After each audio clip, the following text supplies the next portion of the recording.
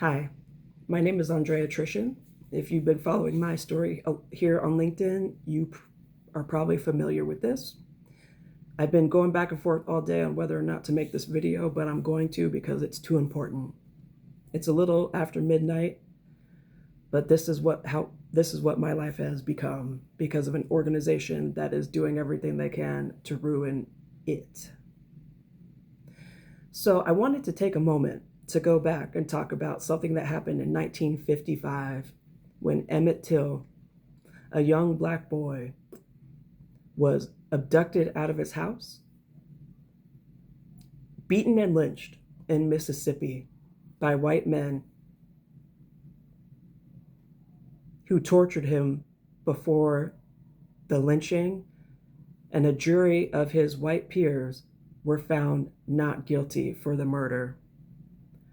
Why was his life stolen from him? Because allegedly he flirted with, whistled at, and touched a white female who told her white male relatives what this 14-year-old child did to accost her, and it cost him his life.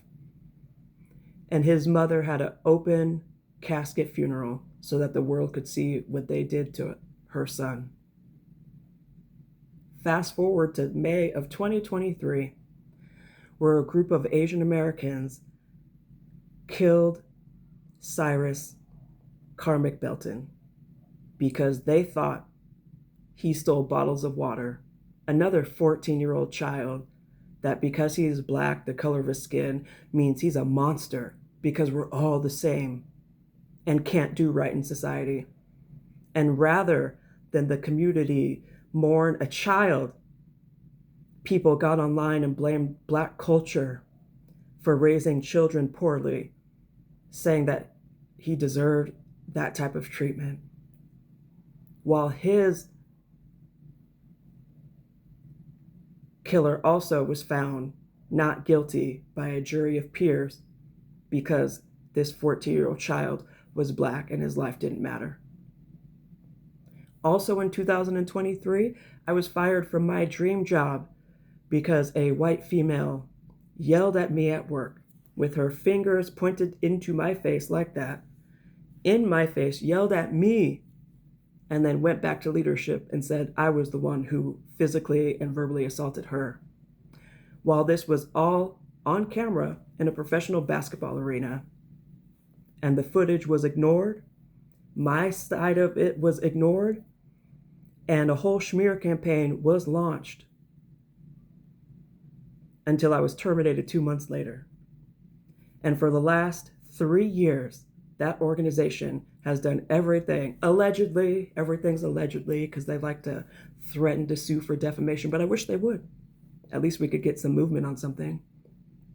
But for the last 3 years, Jessica McNeese has been able to spread all kinds of lies, rumors, and gossip about me, upend my career and my livelihood.